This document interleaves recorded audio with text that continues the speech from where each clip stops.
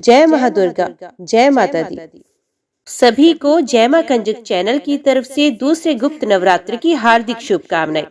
आज के वीडियो के माध्यम से दूसरी महाविद्या माता तारा की कथा शुरू करने से पहले आप लोगों से निवेदन है, जय मां कंजक लिखकर कमेंट बॉक्स में अपनी हाजिरी जरूर लगवा दीजिएगा और साथ ही कथा को शुरू से लेकर अंत तक जरूर श्रवण कीजिएगा, क्योंकि कथा का पूरा फल कथा को पूरा सुनने से ही मिलता है। आधा अधूरा सुनने से हम सिर्फ पाप के भागी ही बनते हैं। तो चलिए आज की कथा शुरू करते हैं। जय माता दी। आदि शक्ति महाकाली ने हैग्रीव नामक दैत्य के वध हेतु नीला वर्ण धारण किया था तथा वे उग्र तारा के नाम से जानी जाने लगी। ये शक्ति प्रकाश बिंदु के रूप आकाश के तारे की तरह स्वरूप में विद्यमान है। फलस्वरूप देवी तारा नाम से विख्यात है। आद्य शक्ति काली का ये स्वरूप सर्वदा मोक्ष प्रदान करने वाली तथा अपने भक्तों को समस्त प्रकार के घोर संकटों से मुक्ति प्रदान करने वाली देवी है। देवी का घनिष्ठ संबंध मुक्ति से है, फिर वो जीवन और मरण रूपी चक्र हो या अन्य किसी प्रकार के संकट मुक्ति हेतु भगवान शिव द्वारा समुद्र मंथन के समय हलाहल विष का पान करने पर उनके शारीरिक पीड़ा जलन के निवारण हेतु इन्हीं देवी तारा ने माता के स्वरूप में शिव को अपना अमृत में दुग्ध स्तन पान कराया। फलस्वरूप भगवान शिव को समस्त प्रकार के शारीरिक पीड़ा से मुक्ति मिली। ये जगत जननी माता के रूप में तथा घोर से घोर संकटों की मुक्ति हेतु प्रसिद्ध हुई। देवी के भैरव हलाहल विष का पान करने वाले अभोक्ष्य शिव हुए, जिनको उन्होंने अपना दूध पिलाया था। जिस प्रकार इन महाशक्ति ने शिव के शारीरिक कष्ट का निवारण किया, वैसे ही ये देवी अपने उपासकों के घोर कष्टों और संकटों का निवारण करने में समर्थ है तथा वो करती भी है। मुख्यतः देवी की आराधना साधना मोक्ष प्राप्त करने हेतु वीराचार या तांत्रिक पद्धति से की जाती है। संपूर्ण ब्रह्मांड में जितना भी ज्ञान इधर उधर फैला हुआ है, वे सब इन्हीं देवी का स्वरूप ही है। देवी का निवास स्थान घोर महाशमशान है, जहाँ सर्वदा चिता जलती रहती है तथा ज्वलन चिता के ऊपर देवी नग्न अवस्था या बागंबर पहनकर खड़ी है। देवी नर खप्परों तथा हड्डियों के मालाओं से अलंकृत है तथा सर्पों को आभूषण के रूप में धारण करती है। 3 नेत्रों वाली देवी उग्र तारा स्वरूप से अत्यंत ही भयानक प्रतीत होती है। देवी तारा अपने मुख्य 3 स्वरूप से विख्यात है। उग्र तारा, नील सरस्वती तथा एक जटा। प्रथम उग्र तारा अपने उग्र तथा भयानक रूप से जानी जाती है। देवी का ये स्वरूप अत्यंत उग्र तथा भयानक है। ज्वलन चिता के ऊपर शव रूपी शिव या चेतना हीन शिव के ऊपर देवी प्रत्यालीन मुद्रा में खड़ी है। उग्र तारा तमोगुण संपन्न है। देवी उग्र तारा अपने साधकों भक्तों को कठिन से कठिन परिस्थितियों में पथ प्रदर्शित तथा छुटकारा पाने में सहायता करती है। द्वितीय नील सरस्वती देवी इस स्वरूप में संपूर्ण ब्रह्मांड के समस्त ज्ञान की ज्ञाता है। संपूर्ण ब्रह्मांड में जो भी ज्ञान इधर उधर बिखरा हुआ पड़ा है, उन सबको एकत्रित करने पर जिस ज्ञान की उत्पत्ति होती है, वे ये देवी नील सरस्वती ही है। इस स्वरूप में देवी राजसिक या रजोगुण संपन्न है। देवी परम ज्ञानी है। अपने असाधारण ज्ञान के परिणाम स्वरूप ज्वलन चीता के शव को शिव स्वरूप में परिवर्तित करने में समर्थ है। एक जटा देवी तारा के तीसरे स्वरूप का नाम है।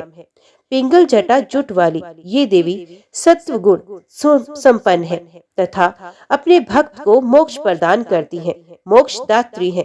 ज्वलन चीता में मैं सर्वथा तारा देवी उग्र तारा के रूप में खड़ी है।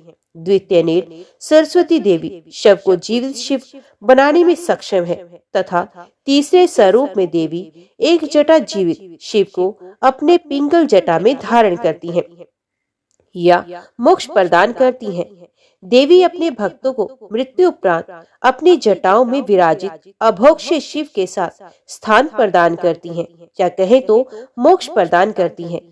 देवी अन्य 8 स्वरूपों में अष्ट तारा समूह का निर्माण करती हैं तथा जानी जाती हैं, जिनके नाम है तारा, उग्र तारा, महोग्र तारा, वज्र तारा, नील तारा, सरस्वती, कामेश्वरी और भद्रकाली। सभी स्वरूप, गुण तथा स्वभाव से भिन्न भिन्न है तथा भक्तों की समस्त प्रकार की मनोकामनाओं को पूर्ण करने में समर्थ तथा सक्षम है। देवी तारा प्रत्यालीढ़ मुद्रा में प्रेत या चेतना रहित शिव के आसन पर आरूढ़ है। देवी मस्तक में पंच कपालों से सुसज्जित है। नील कमल के समान 3 नेत्रों से युक्त उन्नत स्तन मंडल तथा नूतन मेघ के समान कांति वाली विकट दंत कांति तथा घोर अट्टहास करने के कारण देवी का स्वरूप अत्यंत ही उग्र प्रतीत होता है। देवी का स्वरूप बहुत डरावना और भयंकर है तथा वास्तविक रूप से देवी एक ज्वलंत चीता के ऊपर रखी हुई शव पर आरूढ़ है। देवी तारा ने अपना दाहिना पैर शव रूपी शिव की छाती पर रखा है। देवी घोर नील वर्ण की है, महाशंख की माला धारण किए हुए वे छोटे कद की हैं तथा कहीं कहीं देवी अपनी लज्जा निवारण हेतु बागंबर धारण करती हैं। देवी के आभूषण तथा पवित्र यज्ञोपवीत सर्प है। रुद्राक्ष तथा हड्डियों की बनी हुई आभूषणों को भी देवी धारण करती हैं। वे अपनी छोटी लपलपाती हुई जीभ मुंह से बाहर निकाले हुए तथा अपने विकराल दंत पंक्तियों से दबाए हुए हैं।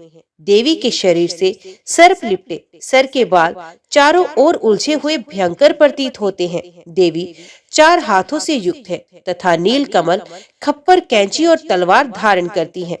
देवी सर्वदा ज्वलंत चिता या जहाँ सर्वदा ही चिता जलती रहती है, हड्डियां, खोपड़ी इत्यादि इधर उधर बिखरी पड़ी हुई शमशान से निवास करती हैं। स्वतंत्र तंत्र के अनुसार देवी तारा की उत्पत्ति मेरु पर्वत की पश्चिम दिशा में चोरना नदी के तट पर हुई। हैग्रीव नाम के दैत्य के वध हेतु महाकाली ने ही नील वर्ण धारण किया। महाकाल संहिता के अनुसार देवी चैत्र शुक्ल अष्टमी तारा अष्टमी कहलाती है।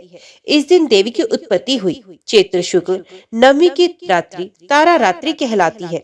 सतयुग में ब्रह्मा जी ने अपने पुत्र वशिष्ठ जी को तारा मंत्र की दीक्षा दी तथा मंत्र सिद्ध कर देवी तारा कृपा लाभ प्राप्त करने की आज्ञा दी। पिता की आज्ञा अनुसार वशिष्ठ कामाख्या पर गए और माँ तारा की साधना करने लगे। सर्वप्रथम महर्षि वशिष्ठ ने भगवती तारा की वैदिक रीति से आराधना की, परंतु वो सफल नहीं हुए। बार बार असफलता के कारण विरक्त हो उन्होंने तारा मंत्र को शापित कर दिया। तदंतर आकाशवाणी हुई कि वशिष्ठ, तुम मेरे साधना के स्वरूप को नहीं जानते। चीन देश जाओ, वहाँ बुद्ध मुनि होंगे, उनसे मेरे साधना का सही और उपयुक्त कर्म जानकर मेरी आराधना करो। उस समय केवल भगवान बुद्ध ही इस विद्या के आचार्य माने जाते थे। वशिष्ठ मुनि ने चीन देश की यात्रा की। वहां जाकर मुनि ने देखा कि बुद्ध मुनि मदिरा, मांस, मत्स्य, नृत्य करती हुई नर्तकियों में आसक्त हैं। ये सब देख वो वहां से वापस लौटने लगे। लौटते हुए मुनि को देख भगवान बुद्ध ने उन्हें रुकने के लिए कहा तथा पीछे मुड़कर जब वशिष्ठ मुनि ने देखा तो वे चकित रह गए। बुद्ध मुनि शांत ध्यान योग में आसन लगाकर बैठे थे। उसी तरह नर्तकियां भी योग आसन लगाकर बैठ गई। मदिरा, मांस, मत्स्य आदि सभी सामग्री पूजन सामग्री में परिवर्तित हो गई। मुनि बुद्ध अंतर्यामी थे। उन्होंने विशिष्ट मुनि को उपदेश दिया। बैद्यनाथ धाम के 110 योजन पूर्व, वक्रेश्वर के 4 योजन ईशान, जानवी के 4 योजन पश्चिम, उत्तर वाहिनी द्वारका नदी के पूर्व देवी सती का अर्ध नयन तारा रूप स्थापित है। जहाँ पंचमुंडी आसन बनाकर उस स्थान पर माँ के मंत्र का 3 लाख बार जप करो। वशिष्ठ मुनि ने बुद्ध मुनि के क्रम अनुसार माँ की पूजा, आराधना और साधना की। साथ श्वेत शेमल वृक्ष के नीचे पंचमुंडी आसन का निर्माण कर 3 लाख मंत्रों का जाप किया। फलस्वरूप उन्हें देवी माँ ने एक ज्योति के रूप में दर्शन दिया और कहा, तुम किस रूप में मेरे दर्शन करना चाहते हो? वशिष्ठ मुनि ने कहा, आप जगत जननी हैं, मैं आपके जगत जननी के रूप में ही दर्शन चाहता हूँ। देवी माँ ने वशिष्ठ मुनि को भगवान शिव को बालक रूप में अपना दुग्ध स्तन पान करते हुए दर्शन दिए। माँ ने वशिष्ठ मुनि से वर मांगने के लिए कहा। वशिष्ठ मुनि ने उत्तर दिया, आपके दर्शन ही मेरे लिए सर्वोपरि हैं। अगर आप कुछ देना ही चाहती हैं, तो ये वर दें कि आज के बाद इस आसन पर कोई भी साधक आपके मंत्रों का 3 लाख जप कर सिद्धि प्राप्त कर सके। तत्पश्चात माँ ने वशिष्ठ जी को इच्छा अनुसार वर प्रदान किया और अपने स्वरूप को, जिसे माँ देवी भगवान शिव को बालक रूप में अपना दुग्ध स्तन पान करा रही है, शिला या पाषाण में परिवर्तित कर दिया। तारापीठ महाशमशान के पंचमुंडी आसन पर बैठ जो योगी 3 लाख तारा मंत्र का जप करता है, देवी माँ उसे दर्शन देने को बाध्य है। जय माँ भगवती, जय माता तारा। अभी हम श्रवण और पठन करते हैं माता नवदुर्गा के दूसरे स्वरूप माता ब्रह्मचारिणी की कथा। जय माता दी। नवरात्रि के दूसरे दिन माता दुर्गा के दूसरे स्वरूप माता ब्रह्मचारिणी की पूजा की जाती है। माता का ये स्वरूप बहुत ही सौम्य है। माँ ब्रह्मचारिणी ने सफेद वस्त्र धारण किए हैं। इनके बाएं हाथ में कमंडल और दाएं हाथ में जप की माला रहती है। माँ दुर्गा का ये स्वरूप भक्तों और सिद्धों को अनंत फल प्रदान करने वाला है। इनकी उपासना से मनुष्य में तप, त्याग, वैराग्य, सदाचार और संयम की वृद्धि होती है। दुर्गा पूजा के दूसरे दिन इन्हीं की उपासना की जाती है। ब्रह्मचारिणी शब्द ब्रह्मा एवं आचरण से बना है। यह ब्रह्मा शब्द का अर्थ तपस्या से है। ब्रह्मचारिणी का अर्थ हुआ तप की चारिणी, यानी तप का आचरण करने वाली। ब्रह्मा में लीन होकर तप करने के कारण इन महाशक्ति को ब्रह्मचारिणी की संज्ञा मिली है। इसलिए माँ के इस स्वरूप को ध्यान हमारी शक्तियों को जागृत करके स्वयं पर नियंत्रण करने के सामर्थ्य प्रदान करता है। इस दिन साधक का मन स्वाधिष्ठान चक्र में स्थित होता है। इस चक्र में अवस्थित मन वाला योगी उनकी कृपा और भक्ति प्राप्त करता है। कथा के अनुसार सती ने भगवान शंकर को पति रूप में प्राप्त करने के लिए घोर तपस्या की थी। इस कठिन तपस्या के कारण इस देवी को तपचारिणी अर्थात ब्रह्मचारिणी नाम दिया गया है। कहते हैं माँ ब्रह्मचारिणी देवी की कृपा से सर्व सिद्धि प्राप्त होती है। दुर्गा पूजा के दूसरे दिन देवी के इसी स्वरूप की उपासना की जाती है। इस देवी की कथा का सार ये है कि जीवन के कठिन संघर्षों में भी मन विचलित नहीं होना चाहिए। पार्वती जी ने हिमालय के घर पुत्री रूप में जन्म लिया था और नारद जी के उपदेश से भगवान शंकर को पति रूप में प्राप्त करने के लिए घोर तपस्या की थी। 1000 वर्ष तक इन्होंने केवल फल फूल खाकर बिताए और 100 वर्षों तक केवल जमीन पर रहकर शाक पर निर्वाह किया। कुछ दिनों तक कठिन उपवास रखे और खुले आकाश के नीचे वर्षा और धूप के घोर कष्ट सहे। 3000 वर्षों तक टूटे हुए बेलपत्र खाए और भगवान शंकर की आराधना करती रही। इसके बाद तो उन्होंने सूखे पत्तों को खाना भी छोड़ दिया। कई हजार वर्षों तक निर्जल और निराहार रहकर तपस्या करती रही। पत्तों को खाना छोड़ देने के कारण ही इनका नाम अपर्णा नाम पड़ा था। कठिन तपस्या के कारण देवी का शरीर एकदम क्षीण हो गया। माता पार्वती ने इतनी कठोर तपस्या की, उन्होंने भगवान शिव का ध्यान अपनी ओर आकर्षित कर लिया। इसके बाद भगवान शिव रूप बदलकर माता पार्वती के सामने जाकर प्रकट हुए और अपनी ही बुराई करने लगे। लेकिन माता पार्वती ने उनकी कोई भी बात नहीं सुनी, जिसके बाद भगवान शिव अपने असली रूप में आए और उन्हें विवाह का वचन दे दिया। माता पार्वती ने पहाड़ पर जाकर कई सालों तक तपस्या की। इसी कारण से ही उन्हें ब्रह्मचारिणी के नाम से भी जाना जाता है। नवरात्रि के दूसरे दिन माता ब्रह्मचारिणी की पूजा करने के लिए स्नान ध्यान करके माँ की प्रतिमा को स्थापित कर दूध, दही, शर्करा, घृत व मधु से स्नान कराया जाता है। इसके बाद माँ को उड़हुल का फूल, कमल का फूल, अक्षत, रोली और चंदन से माँ का श्रृंगार किया जाता है। पूजा करने से पहले हाथ में फूल लेकर माता के मंत्र का जाप किया जाता है। इसके बाद माँ की कथा सुनी जाती है और धूप व दीप देकर आरती करनी चाहिए। अंत में माँ को मिठाई का भोग लगाकर प्रसाद बांटा जाता है और माँ से प्रार्थना की जाती है। जय माँ भगवती, जय माँ ब्रह्मचारिणी। अभी हम श्रवण और पठन करते हैं देवी महात्म्य, देवी सप्तशती का दूसरे अध्याय का। मध्यम चरित्र के विष्णु ऋषि, महालक्ष्मी देवता, उष्णिक छंद, शाकंभरी शक्ति, दुर्गा बीज, वायु तत्व और यजुर्वेद स्वरूप है। श्री महालक्ष्मी की प्रसन्नता के लिए मध्यम चरित्र के पाठ में इसका विनियोग है। मैं कमल के आसन पर बैठी हुई महिषासुर मर्दनी भगवती महालक्ष्मी का भजन करता हूँ, जो अपने हाथों में अक्षमाला, फरसा, गदा, बाण, वज्र, पदम, धनुष, कुंडिका, दंड, शक्ति, खड्ग, ढाल, शंख, घंटा, मधुपात्र, शूल, पाश और चक्र धारण करती हैं तथा जिनके श्री विग्रह की कांति मूंगे के समान लाल है। ऋषि कहते हैं, पूर्व काल में देवताओं और असुरों में पूरे 100 वर्षों तक घोर संग्राम हुआ था। उसमें असुरों का स्वामी महिषासुर था और देवताओं के नायक इंद्र थे। उस युद्ध में देवताओं की सेना महाबली असुरों से परास्त हो गई।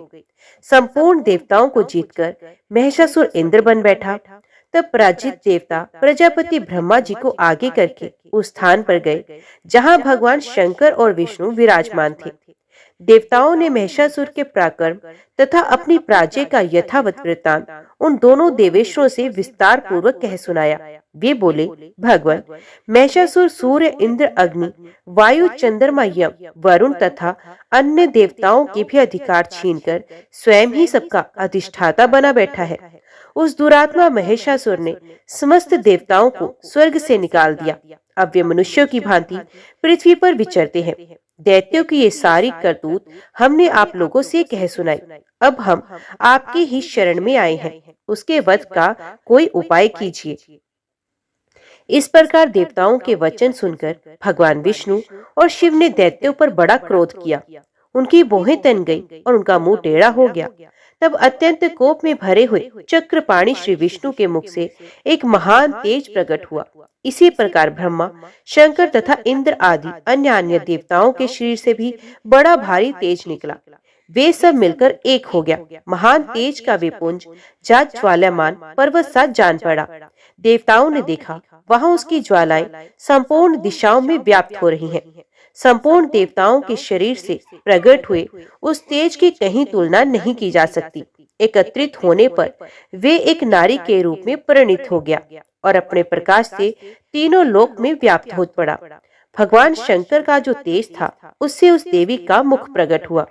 यमराज के तेज से उसके सर के बाल निकल आए। श्री विष्णु भगवान के तेज से उसकी भुजाएं हुई। चंद्रमा के तेज से दोनों स्तनों का, इंद्र के तेज से मध्य भाग का प्रादुर्भाव हुआ। वरुण के तेज से जंघा और पिंडली तथा पृथ्वी के तेज से नितंब भाग प्रकट हुआ। ब्रह्मा के तेज से दोनों चरण और सूर्य के तेज से उनकी अंगुलियां हुई। वसुओं के तेज से हाथों की अंगुलियां और कुबेर के तेज से नासिका प्रकट हुई। उस देवी के दांत प्रजापति के तेज से और तीनों नेत्र अग्नि के तेज से प्रकट हुए। उसकी भौहें संध्या के और कान वायु के तेज से उत्पन्न हुए। इसी प्रकार अन्य देवताओं के तेज से उस कल्याणकारी देवी का आविर्भाव हुआ। तदंतर समस्त देवताओं की तेज पुंज से प्रकट हुई देवी को देखकर महिषासुर के सताए हुए देवता बहुत प्रसन्न हुए। पिनाकधारी भगवान शंकर ने अपने शूल से एक शूल निकालकर उन्हें दिया। फिर भगवान विष्णु ने भी अपने चक्र से चक्र उत्पन्न करके भगवती को अर्पण किया। वरुण ने भी शंख भेंट किया। अग्नि ने शक्ति दी और वायु ने धनुष तथा बाण से भरे हुए 2 तरकस प्रदान किए। सहस्त्र नेत्रों वाले देवराज इंद्र ने अपने वज्र से उत्पन्न करके दिया और ऐरावत हाथी से उतारकर एक घंटा भी प्रदान किया। यमराज ने काल दंड से दंड, वरुण ने पाश, प्रजापति ने स्वस्तिकाक्षी माला तथा ब्रह्मा जी ने कमंडलू दिया। सूर्य ने देवी के समस्त रोमकूपों में अपनी किरणों का तेज भर दिया। काल ने उन्हें चमकती हुई ढाल और तलवार दी। क्षीर सागर ने उज्ज्वल हार तथा कभी जीव हर न होने वाली दिव्य वस्त्र भेंट किए। साथ ही उन्होंने दिव्य चूड़ामणि, 2 कुंडल, कड़े, उज्ज्वल अर्धचंद्र, सब बाहुओं के लिए केयूर, दोनों चरणों के लिए निर्मल नुपुर, गले की सुंदर हंसली और सब अंगुलियों में पहनने के लिए रत्नों की बनी अंगूठियां दी। विश्वकर्मा ने उन्हें अत्यंत निर्मल फरसा भेंट किया। साथ ही अनेक प्रकार के अस्त्र और अभेद्य कवच दिए। इनके सिवा मस्तक और वक्ष स्थल पर धारण करने के लिए कभी न कुम्हलाने वाली कमलों की मालाएं दी। जल ने उन्हें सुंदर कमल का फूल भेंट किया। हिमालय ने सवारी के लिए सिंह तथा भांति भांति के रत्न समर्पित किए। धनाध्यक्ष कुबेर ने मधु से भरा पान पात्र दिया तथा संपूर्ण नागों के राजा शेष ने, जो इस पृथ्वी को धारण करते हैं, उन्हें बहुमूल्य मणियों से विभूषित नागाहार भेंट किया। इसी प्रकार अन्य देवताओं ने भी आभूषण और अस्त्र शस्त्र देकर देवी का सम्मान किया। तत्पश्चात उन्होंने बारंबार अट्टहास पूर्व उच्च स्वर से गर्जना की। उनके भयंकर नाद से संपूर्ण आकाश गूंज गया। देवी का वे अत्यंत उच्च स्वर से किया हुआ सिंहनाद कहीं समा न सका। आकाश उसके सामने लघु प्रतीत होने लगा। उससे बड़े जोर की प्रतिध्वनि हुई, जिससे संपूर्ण विश्व में हलचल मच गई और समुद्र कांप गया। पृथ्वी डोलने लगी और समस्त पर्वत हिलने लगे। उस समय देवताओं ने अत्यंत प्रसन्नता के साथ सिंह वाहिनी भवानी से कहा, देवी तुम्हारी जय हो। साथ ही महर्षियों ने भक्तिभाव से विनम्र होकर उनका स्तवन किया। संपूर्ण त्रिलोकी को शोभग्रस्त दैत्यगण अपनी समस्त सेना को कवच आदि से सुसज्जित करके हाथों में हथियार ले सहसा उठकर खड़े हो गए। उस समय महिषासुर ने बड़े क्रोध में आकर कहा, ये क्या हो रहा है? फिर वे संपूर्ण असुरों से घिरकर उस सिंहनाद की ओर लक्ष्य करके दौड़ा और आगे पहुंचकर उसने देवी को देखा, जो अपनी प्रभा से तीनों लोगों को प्रकाशित कर रही थी। उनके चरणों के भार से पृथ्वी दबी जा रही थी। माथे के मुकुट से आकाश में रेखा से खींच रही थी तथा वे अपने धनुष की टंकार से सातों पातालों को क्षुब्ध किए देती थी। देवी अपनी हजारों भुजाओं से संपूर्ण दिशाओं को आच्छादित करके खड़ी थी। तदंतर उनके साथ दैत्यों का युद्ध छिड़ गया। नाना प्रकार के अस्त्र शस्त्रों के प्रहार से संपूर्ण दिशाएं उद्भासित होने लगी। चिक्षुर नामक महान असुर महिषासुर का सेनानायक था। वे देवी के साथ युद्ध करने लगा। अन्य दैत्यों की चतुरंगनी सेना साथ लेकर चामर भी लड़ने आया। 60,000 रथियों के साथ आकर उदगर नामक महादैत्य ने लोहा लिया। 1 करोड़ रथियों को साथ लेकर महाहनु नामक दैत्य युद्ध करने लगा, जिसके रोए तलवार के समान तीखे थे। वे असीलोमा नाम का महादैत्य 5 करोड़ रथी सैनिकों सहित युद्ध में आ डटा। 60 लाख रथियों से घिरा हुआ वाशकल नामक दैत्य भी उस युद्ध भूमि में लड़ने लगा। परिवारित नामक राक्षस हाथी सवार और घुड़सवारों के अनेक दलों तथा 1 करोड़ रथियों की सेना लेकर युद्ध करने लगा। बिडाल नामक दैत्य 5 अरब रथियों से घिरकर लोहा लेने लगा। इनके अतिरिक्त और भी हजारों महादैत्य रथ, हाथी, घोड़े की सेना साथ लेकर वहां देवी के साथ युद्ध करने लगे। स्वयं महिषासुर उस रणभूमि में कोटि कोटि सहस्त्र रथ, हाथी और घोड़ों की सेना से घिरा हुआ खड़ा था। वे दैत्य देवी के साथ तोमर, भिंदीपाल, शक्ति, मूसल, खड़ग, परशु और पटिश आदि अस्त्र शस्त्रों का प्रहार करते हुए युद्ध कर रहे थे। कुछ दैत्यों ने उन पर शक्ति का प्रहार किया, कुछ लोगों ने पाश फेंके तथा कुछ दूसरे दैत्यों ने खड़ग प्रहार करके देवी को मार डालने का उद्योग किया। देवी ने भी क्रोध में भरकर खेल खेल में ही अपने अस्त्र शस्त्रों की वर्षा करके दैत्यों के वे समस्त अस्त्र शस्त्र काट डाले। उनके मुख पर परिश्रम या थकावट का रंच मात्र भी चिन्ह नहीं था। देवता और ऋषि उनकी स्तुति करते थे और वे भगवती परमेश्वरी दैत्यों के शरीरों पर अस्त्र शस्त्रों की वर्षा करती रही। देवी का वाहन सिंह भी क्रोध में भरकर गर्दन के बालों को हिलाता हुआ असुरों की सेना में इस प्रकार विचरने लगा, मानो वनों में दावानल फैल रहा हो। रणभूमि में दैत्यों के साथ युद्ध करती हुई अंबिका देवी ने जितने श्वास छोड़े, वे सभी तत्काल हजारों सैकड़ों गणों के रूप में प्रकट हो गए और परशु, भिंदीपाल, खड़ग तथा पटिश आदि अस्त्रों द्वारा असुरों का सामना करने लगे। देवी की शक्ति से बड़े हुए वे गण असुरों का नाश करते हुए नगाड़ा और शंख आदि बजाने लगे और उस संग्राम में महोत्सव में कितने ही गण सदमुदंग बजा रहे थे। तदंतर देवी ने त्रिशूल से, गदा से, शक्ति की वर्षा से और खड़ग आदि से सैकड़ों महादैत्यों का संहार कर डाला। कितनों को घंटे की भयंकर नाद से मूर्छित करके मार गिराया। बहुत दैत्यों को पास से बांधकर धरती पर घसीटा। कितने ही दैत्य उनकी तीखी तलवार की मार से 2-2 टुकड़े हो गए। कितने ही गदा की चोट से घायल होकर पृथ्वी पर गिर पड़े। कितने ही मूसल की मार से अत्यंत आहत होकर रक्त वमन करने लगे। कुछ दैत्य शूल से छाती फट जाने के कारण पृथ्वी पर ढेर हो गए।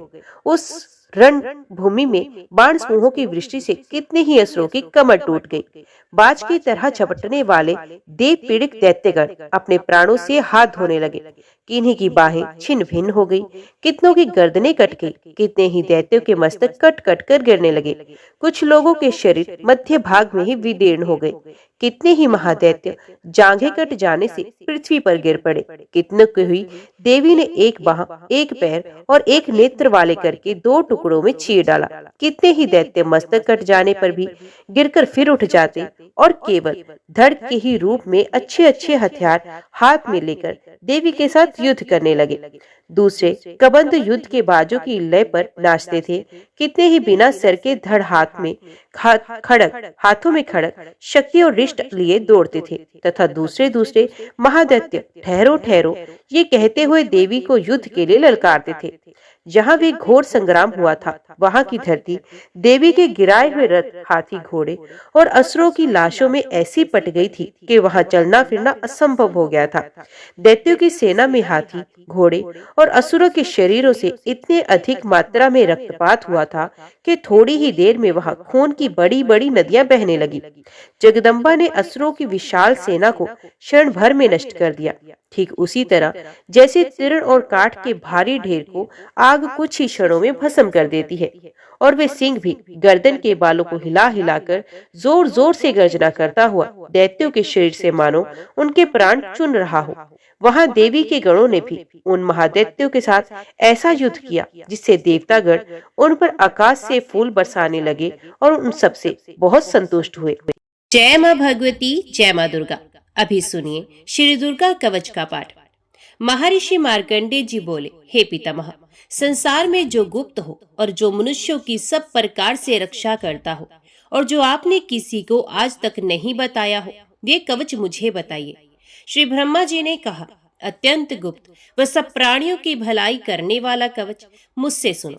प्रथम शैलपुत्री, दूसरी ब्रह्मचारिणी, तीसरी चंद्र घंटा, चौथी कुष्मांडा, पांचवी सकंद माता, छठी कात्यायनी, सातवीं काल रात्रि, आठवीं महागौरी तथा नववीं सिद्धिदात्री, ये देवी के 9 मूर्तियां हैं।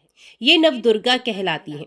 आग में जलता हुआ, रण में शत्रु से घिरा हुआ, विषम संकट में फंसा हुआ मनुष्य यदि दुर्गा के नाम का स्मरण करे तो उसको कभी भी हानि नहीं होती। रण में उसके लिए कुछ भी आपत्ति नहीं होती और ना उसे किसी प्रकार का दुख या डर ही होता है। हे देवी, जिसने श्रद्धा पूर्वक तुम्हारा स्मरण किया है उसकी वृद्धि होती है और जो तुम्हारा चिंतन करते हैं उनकी तुम निस्संदेह रक्षा करने वाली हो। चामुंडा प्रेत पर, वाराही भैंसे पर, रुद्री हाथी पर, वैष्णवी गरुड़ पर अपना आसन जमाती हैं। माहेश्वरी बैल पर, कुमारी मोर पर और हाथ में कमल लिए हुए विष्णु प्रिया लक्ष्मी जी कमल के आसन पर विराजती हैं। बैल पर बैठी हुई ईश्वरी देवी ने श्वेत रूप धारण कर रखा है और सब प्रकार के आभूषणों से विभूषित ब्राह्मी देवी हंस पर बैठती हैं।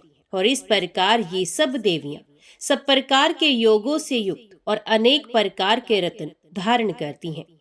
भक्तों की रक्षा के लिए संपूर्ण देवियां रथ में बैठी तथा क्रोध में भरी हुई दिखाई देती हैं तथा चक्र, गदा, शक्ति, हल और मूसल, खेटक और तोमर, परशु तथा पाश, भाला और त्रिशूल एवं उत्तम शारंग आदि शास्त्रों को दैत्यों के नाश के लिए और भक्तों की रक्षा करने के लिए और देवताओं के कल्याण के लिए धारण करती हैं।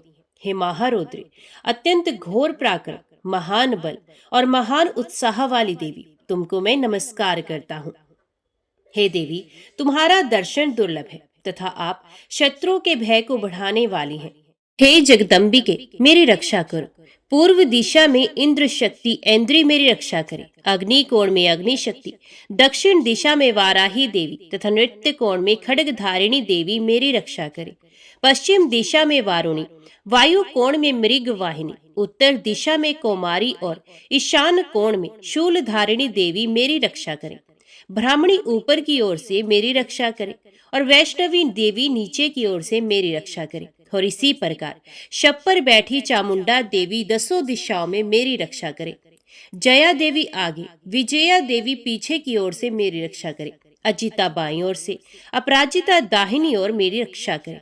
उधोतनी देवी शिखा की रक्षा करे तथा उमा मेरे मस्तक पर विराजमान होकर मेरी रक्षा करे। इसी प्रकार ललाट की मालाधारी देवी रक्षा करे और शिवनी देवी मेरी भौहों का संरक्षण करे। भौं के मध्य भाग में त्रिनेत्रणा, नथुनों की यमघंटा देवी रक्षा करे नेत्रों के मध्य में शंखनी देवी और द्वारवासिनी देवी कानों की रक्षा करे। कपोलों की कालिका देवी और कानों के मूल भाग की भगवती शंकरी रक्षा करे। सुगंधा नासिका की और चर्चिका ऊपर के होंठ की, अमृत कला नीचे के होंठ की, सरस्वती देवी जीभ की रक्षा करे। कुमारी देवी दांतों की और चंडिका कंठ प्रदेश की रक्षा करे। चित्र घंटा गले की घंटी की और महामाया तालु की रक्षा करे। कामाक्षी देवी ठोड़ी की और सर्वमंगला मेरी वाणी की रक्षा करे। भद्रकाली गर्दन की और धनुर्धरी पीठ के मेरुदंड की रक्षा करे। कंठ के बाहरी भाग की नीलग्रीवा और कंठ की नली की नलकूबरी रक्षा करे। दोनों कंधों की खड़गनी और वज्रधारणी मेरी दोनों बाहों की रक्षा करे।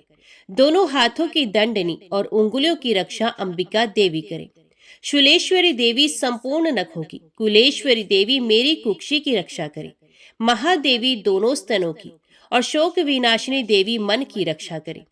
ललिता देवी हृदय की और शूलधारिणी उदर की रक्षा करे। कामिनी देवी नाभि की, गृहेश्वरी गृह भाग की, पूतना और कामिका लिंग की और महेशवाहिनी गुदा की रक्षा करे। संपूर्ण कामनाओं को पूर्ण करने वाली महाबला देवी दोनों जंघाओं की रक्षा करे। विंध्यवासिनी दोनों घुटनों की और तेजसी देवी दोनों पांवों के पृष्ठ भाग की, श्रीधरी पांवों की उंगलियों की, तलवासिनी तलुओं की, दंश्राक्राली देवी नखों की, ऊर्ध्व केशनी केशों की, बाघेश्वरी वाणी की रक्षा करे। रोमावलियों के छिद्रों की, कोवेरी और त्वचा की बागेश्वरी देवी रक्षा करे। पार्वती देवी रक्त, मज्जा, वसा, मांस, हड्डी की रक्षा करे। आंतों की कालरात्रि देवी, पित्त की मुक्तेश्वरी देवी, पद्मावती कमल कोश की, चूड़ामणि कफ की रक्षा करे। ज्वालामुखी नसों के जल की रक्षा करे। अभेद्या देवी शरीर के सब जोड़ों की रक्षा करे। ब्राह्मणी मेरे वीर की, क्षत्रेश्वरी देवी छाया की तथा धर्मधारिणी देवी मेरे अहंकार, मन और बुद्धि की रक्षा करे। प्राण अपान, व्यान उदान और समान की वज्रहस्ता देवी रक्षा करे। कल्याण शोभना मेरे प्राण की रक्षा करे। रस रूप गंध शब्द और स्पर्श इन विषयों का अनुभव करते समय योगिनी देवी मेरी रक्षा करे तथा सत्वगुण, रजोगुण और तमोगुण की रक्षा नारायणी देवी करे। आयु की रक्षा वाराही देवी करे। वैष्णवी धर्म की तथा चक्रणी देवी मेरे यश, कीर्ति, लक्ष्मी, धन, विद्या की रक्षा करे। इंद्राणी मेरे शरीर की रक्षा करे। और हे चंडिके, आप मेरे पशुओं की रक्षा करे। महालक्ष्मी मेरे पुत्रों की रक्षा करे और भैरवी मेरी पत्नी की रक्षा करे। राजा के दरबार में महालक्ष्मी तथा सब और व्याप्त रहने वाली विजया देवी चारों ओर से मेरी रक्षा करे। जो स्थान रक्षा से रहित हो और कवच में रह गया हो, उसकी पापों का नाश करने वाली जयंती देवी मेरी रक्षा करे। अपना शुभ चाहने वाले मनुष्य को बिना कवच के एक पल भी कहीं नहीं जाना चाहिए, क्योंकि कवच रखने वाला मनुष्य जहाँ जहाँ भी जाता है वहाँ वहाँ उसे अवश्य धन लाभ होता है तथा विजय प्राप्त करता है। वे जिस अभीष्ट वस्तु की इच्छा करता है वह उसको इस कवच के प्रभाव से अवश्य मिलती है और वह इसी संसार में महा ऐश्वर्य को प्राप्त करता है। कवचधारी मनुष्य निर्भय होता है और वह तीनों लोकों में माननीय होता है। देवी का ये कवच देवताओं के लिए भी दुर्लभ है। जो प्रतिदिन नियम पूर्वक तीनों संध्याओं के समय श्रद्धा के साथ इसका पाठ करता है उसे देव शक्ति प्राप्त होती है। वे तीनों लोकों को जीत सकता है तथा अकाल मृत्यु से रहित होकर 100 वर्षों तक जीवित रहता है।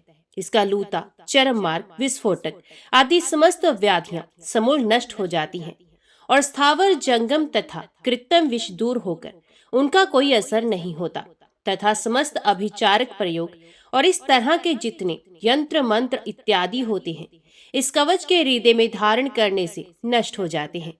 इसके अतिरिक्त पृथ्वी पर विचरने वाले भूचर, नभचर, जलचर प्राणी उपदेश मात्र से सिद्ध होने वाली निमट कोटि के देवता, अपने जन्म से साथ प्रकट होने वाले देवता, कुल देवता, माला आदि डाकिनी, शाकिनी, अंतरिक्ष में विचरने वाली अत्यंत बलवती भयानक डाकिनियां, ग्रह, भूत, पिशाच, यक्ष, गंधर्व, राक्षस, ब्रह्म राक्षस, बेताल, कुष्मांड और भैरवादी अनिष्ट कारक देवता भी उस मनुष्य को जिसने कि अपने हृदय में ये कवच धारण किया हुआ है देखते ही भाग जाते हैं।